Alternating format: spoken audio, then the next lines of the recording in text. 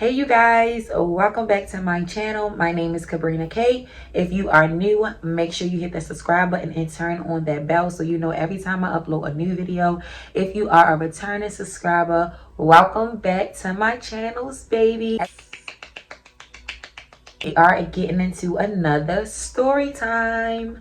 I'm so excited for this story time, you guys. I've been meaning to film this story time for a very long time, actually. The ice cream truck want to come by my house and it's cold as hell outside, so I don't understand that. But anyway, Houston, we have a fucking problem, okay?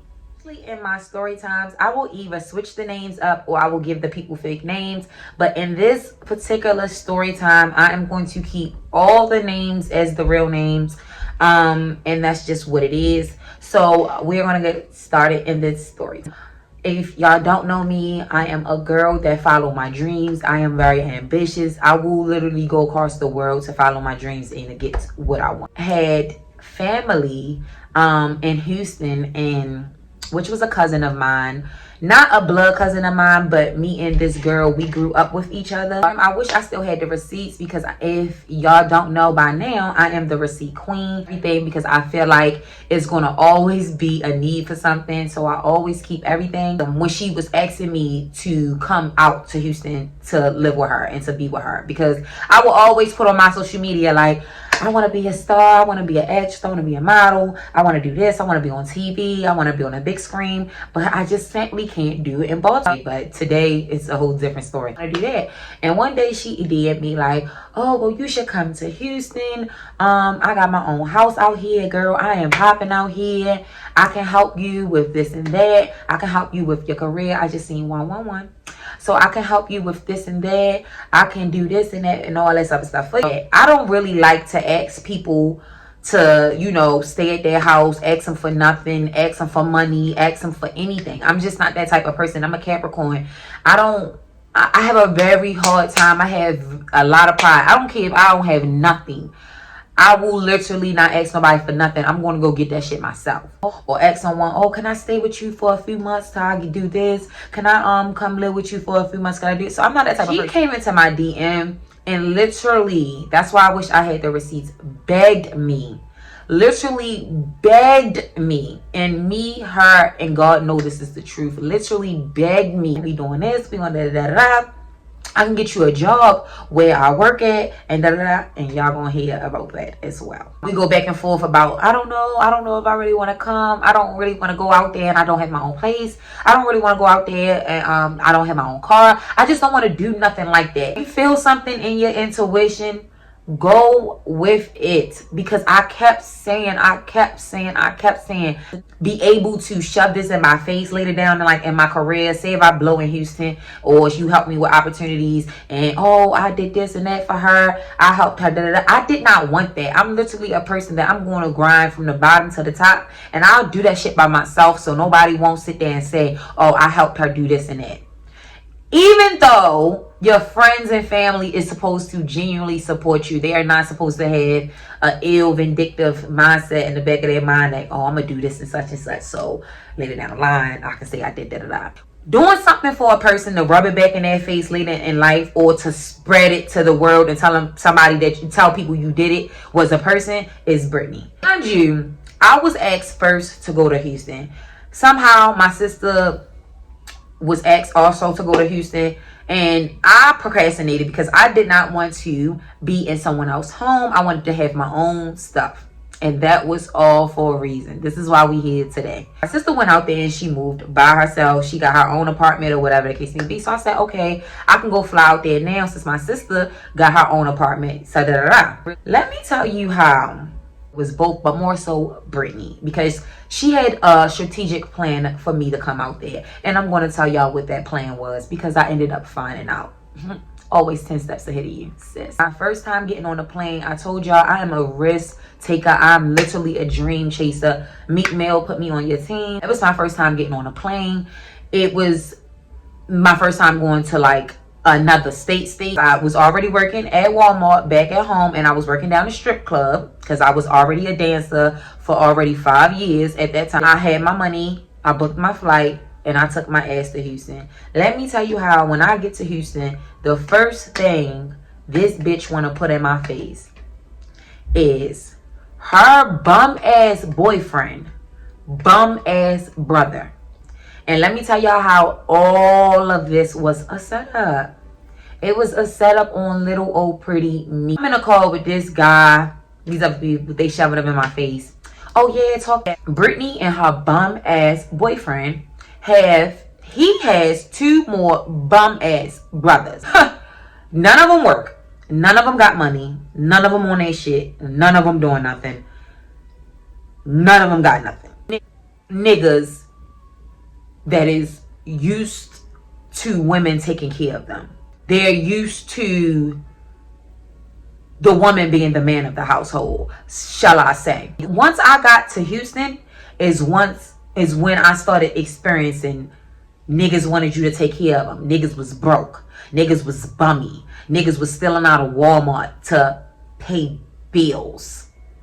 Okay, sis, if you want us to believe that. It was just literally like, I felt like I was being ambushed. Like I wouldn't even been dealing with that bum ass nigga. Like before I flew out to Texas, my nigga, like I said, I was working at the strip club. I always got my own money. I've been working since I was 14 years old. Not at the strip club, but I was working since I was 14. I've always got my money. Check out my stripper story time on I'm gonna have that link down below, and that will give y'all more insight on how I became a stripper and all that other stuff. Anybody know me know I do not like light-skinned niggas. I love me some chocolate. Like I've never been a fan of light-skinned niggas, so you already knew he wasn't my type. Me and Brittany first started talking about me moving out, coming out there and staying out there. I was supposed to be staying with her, but I didn't really want to do that. I told y'all I was really hesitant about doing it. Then my sister ended up moving out there, and then I felt comfortable because I'm like, okay, now my sister's out there, so I can go stay with her. So when I first went out to Houston, I went to stay with my sister. I was not supposed to be with my sister, and I was with my sister. We was in an apartment, a different state. I was young. I was like, I felt free. Did I know the intentions this girl and her nigga had for me? If only I knew the intentions that she had for me, I would have beat her face in the first day I seen her when I went out Texas. I would have left, and that's just would have been it. I'm like, I'm gonna start. I want to start working. I want to get to these jobs. I want to start doing stuff. Just start walking around. I walks up the street. I will never forget. I'm just looking around like a straight tourist. Like, oh my God, this is here. This is there. I couldn't believe the Popeye stayed open literally like all night. Someone was 24 hours because we so close to Louisiana. It was just like amazing. I never experienced it. So that was just so fun to me. Everything looked different. Like I'm literally visioning as I'm talking about. Go past this bar. It's called Skybox. On the front, they say $500 twerk contest. Mind you, I'm just coming from Baltimore. I am a twerking machine.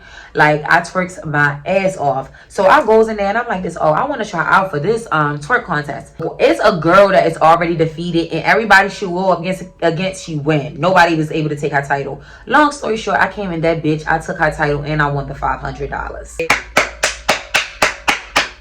She was hating the money, and I also got hired on site at Skybox. Really excited. I'm like, okay, I got $500 on top of the money I already got that I brought out here. I'm about to be working already. I already got a job. Excited. Never got around to everybody or whatever that I got the job or whatever things to do. That's when I should have knew she was a shit starter, insecure, hating, shady ass bitch. I'm talking about the girl Jasmine that came from Baltimore also to come out to Houston, and she was already out there before me. She was with my sister, and this is what she used my situation as far as me getting the job really quick when I got out there against Jasmine. Kabrina came out here. She got her job already. She was literally bragging about that shit. That's how you knew she was just a gossiping ass girl. Yeah, Jasmine. They were talking. This girl, she been out here for all this time. She ain't get a job yet. Like literally just talking down on this girl, shitting on this girl and all that. And I'm just soaking it in like, okay, I'm one of them people, like, you talk about her, I can only imagine what you saying about me and other people. But, okay. Age in this shit. knowing he was broke. I don't know if it's because I just knew I was going to want to have some dick out there or what. I think it literally was because I wanted to have some dick though. This was all her strategic plan. Something ended up happening. I forgot what happened with like the apartment or whatever. And we ended up having to move with Brittany. So at this point, I was like, fuck, I really did not want to move with this girl. Clearly it was my intuition telling me something is not right. Because something just wasn't right. A few months, I guess, until we moved or whatever the case may be. Mind you, I already got a job. I'm working and all this other stuff. Literally, like the first day I seen her out there, the first thing she kept saying to me, I will never forget. Oh my God, you are so pretty. Your skin is so gorgeous. Your features so pretty. Your skin is so pretty. Like, oh my God. And then one day she was like this, let me stop telling you so pretty, because then your head might get big. This was her exact words. She know this to be true. She's going to know for this whole entire fucking video to be true, because bitch, you know I don't lie. So I'm like this. And I'm so green because I've never had nobody say that to me. Oh, I'm going to stop telling you pretty because I don't want you to get a big head. I said, shit, back home, everybody tell me that I'm pretty. Like, I mean, I get a lot of attention. Everybody tell me I'm pretty. I'm like so used to it. And I was saying it just being so green. So I'm like, people always tell me I'm pretty. So that was the first red flag. So even though I'm working at Skybox, I fill out an application. I start working at the market HEB. Texas, people knowing my line. Then I started working at Subway as well, across the street from HEB. So I leave my Subway job, go to HEB, and then I worked at Crazy Horse at the strip club. At 3, 4, when you think about it, total jobs, duration of 6 months. How ambitious can you really be? How goal oriented could you really be? How money getting bitch can you be? Right? So that's where I feel like, not only because of my looks, but the fact that I came out that bitch, literally coming out that bitch about my business, got 3 to 4 jobs, working, doing my thing. That's when I feel like the hate start coming in. And that's when the hate start coming in. She was talking about me behind my back to our homegirls, the same ones she talked about to me. Or her one homegirl, like crazy. Like, she would talk about that poor girl like a dog. And then the poor girl would literally just still be up under her ass like a little puppy. And I would just be like, okay, yeah, y'all bitches are weird. Like, what the fuck is up? Like, I'm still Kabrina. I'm still little Kabrina from when we was yay high. I will still tear that ass up. I will still get with you. I will still stand up for myself. And I will still speak the fucking real. I will still be blunt. I will still be honest. Ain't shit changed. Mind you, we used to live next door to a motherfucking each other. And that's why we called each other cousins. Because we was raised next door to each other, my nigga. And we grew up together. I used to whip her ass back in the day. I don't want to get off track, but I used to whip this girl ass back in the day. So I don't know why she thought the plan that she had for me, which I'm going to get to, was going to work, or why did she thought setting me up the way she did was going to work. The truth was going around about Brittany, about her friend will always complain about her not cooking, cleaning, how she was so lazy. Mind you, this girl, she only worked 1 day out of the week. 1 day out of the week. All the other 6 days, she sat on her ass in the house, talked shit, was in other people's business, watching other people's social media, and worried about everybody else and what they doing and what they got going on, and worried about me and shit like that. Yeah, people would tell me, I'm not gonna say no names, but people would tell me, complain about her not cleaning, cooking, being the woman of the house and shit like that and all that other stuff. And now that I think about it, it's like, how can you complain, nigga? You ain't even a man of the house. You ain't no fucking provider. That nigga was stealing out of Walmart to fake pay their bills, and she was the one paying their bills. I guess that was for them to look good to us. Oh, he paying bills. Girl, no the fuck he not. How he paying bills by stealing out of Walmart? Yes, y'all, that was his occupation. He got up every day. I mean, every day. Not every day. Oh. I'm giving that nigga too much motherfucking credit. He ain't get up every day. I mean, every other 2-3 days to go steal out of Walmart. Take the fucking merchandise to whoever the fuck he was taking it from and get the money from that. That was his job, y'all. But anyway, I can tell, like, the energy, just like I was saying back on my intuition, I could tell the energy wasn't right. Like, it was something shifted with me and her. And like I said from the beginning, I seen red flags.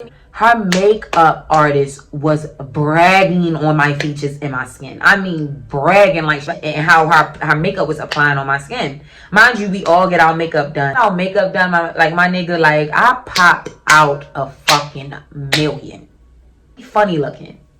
Only time she looked like something or looked like she, like something is going on is when she paying $75 for a full face of makeup. And when she putting on some clothes. Girl had a party or whatever. This is the night that I got my makeup done. This was my first time getting my makeup done ever, because I wasn't a person who wore makeup. I'm only put mascara and lip gloss on. Like, I always been really pretty. I never needed makeup, so I always went outside with my regular face. I never was the girl to get beat. Like, going out there is when I started to fall in love with makeup. Party or whatever. Long story short, after the party, you know, you get the little promo videos and you see how everybody was in the section, how we was looking, how we was dancing. Tell me why I look at the video, it kept being clips of me being edited into the video. And I'm like, damn, you would have thought it was my birthday. Let me tell y'all about the opportunity that she supposedly had with Double XL. Somebody called her about models for a Young Jeezy cover. Excited because I'm like, oh my god, this is exactly what I came out here for. She about to help me get this motherfucking cover. I was just so fucking excited. This bitch on the phone with the people, her never getting me the shit, her never following up with the girl opportunity, because the bitch is a hater. Like, literally was born to be a fucking hater. But anyway, they shifting. I started feeling her being very shady, very envious. I could feel her, like, if she's in another room, I could feel her, like, talking about me. We would be on Twitter. This one Twitter was hot. I will never forget. And mine started following everybody that was in her circle, and they followed me. So the same people that I was following, she was going to talk to them about me the entire time I was there. Lies, rumors, shading, hating, all type of weird shit. The same thing she was doing to me, she was doing to them, because she would talk about them to me. Weirdo. I see some shit she say on Twitter shading me, and she would think like I'm like Boo Boo the Fool or something, and like I wouldn't know she was talking about me, and I would reply, you want to be on indirect, we're gonna both be indirect. We will be indirect towards each other in the same crib. At this point, is tension and hostility being built in this house for her evil strategic plan she had for me. And once she noticed that, oh my god, this is going to be harder than I thought. This girl is ambitious. She goal-oriented. Nobody can tell her shit. She do her own motherfucking thing. She don't listen to nobody. So this is going to be really hard. My plan that me and my dirty bum-ass boyfriend had for her is going to be really hard.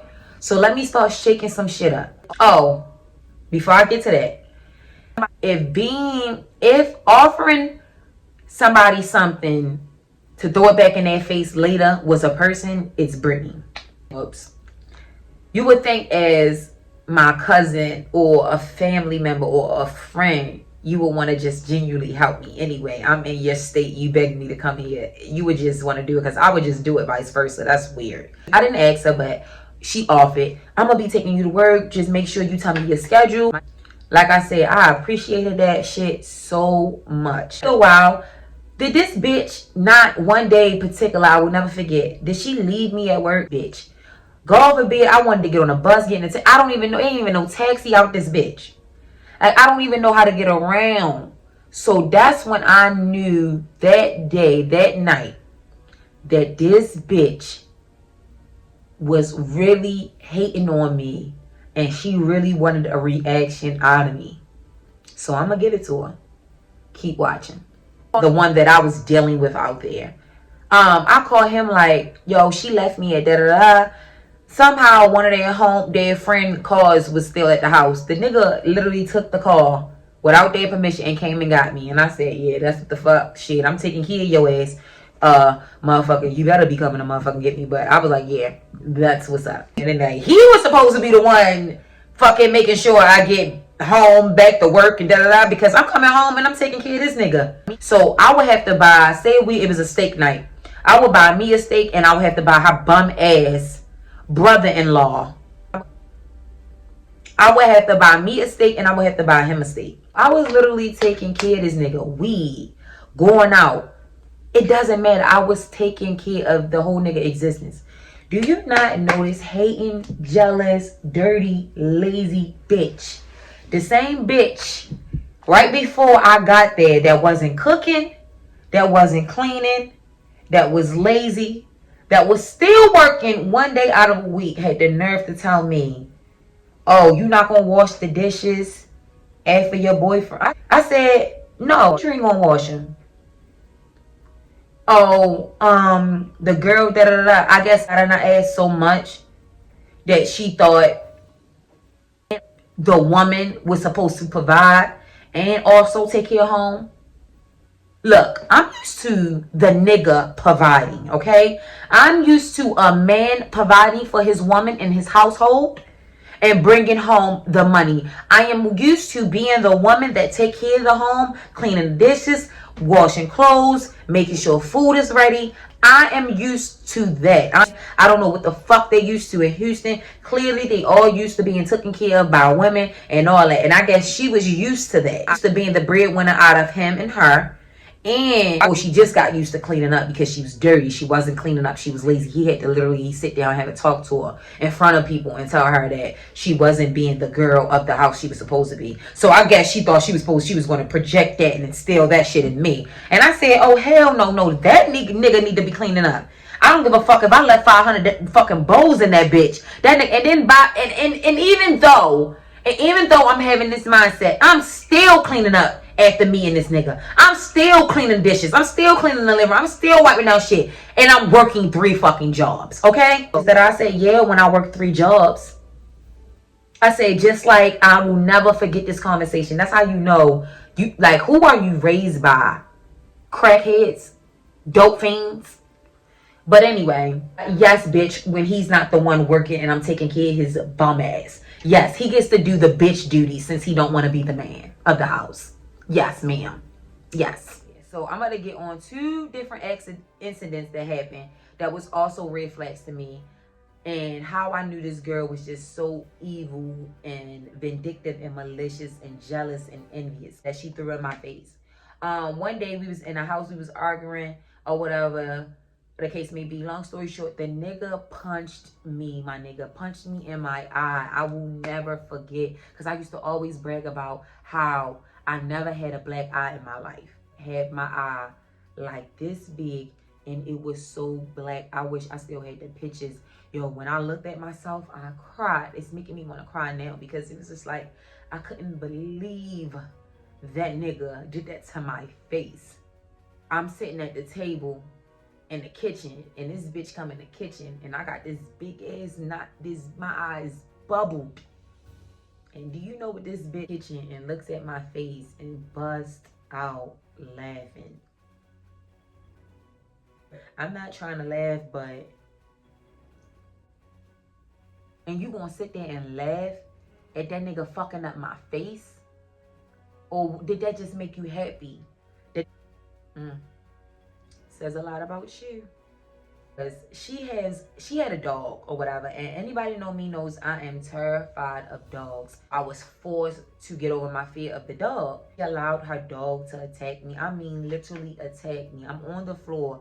The dog is just like this on top of me, and I am screaming to the top of my lungs like, get him off of me, get him off of me. Nigga is trying to get the dog off of me. Get her little chiclet teeth, her fucked up mouth, her fucked up chin, her funny looking face. I will never forget. That bitch stood over me while the dog was just attacking me. Literally let the dog sit on me for a minute, continue to attack me. Then finally act like she was pulling them off. And as she was fake pulling the dog off, she was like doing it so light. Like she really ain't want the dog to stop. Like she was so happy that the dog was attacking me. It's really jealous and hates me. Before, I want y'all to comment down below how many red flags y'all see. So make sure you subscribe and make sure you turn on that bell so you know every time I upload a video. If you guys enjoyed this story, give this video a thumbs up. Make sure you turn on that bell. Follow me on my social media in the description below. And I will see you guys in my next video. Bye.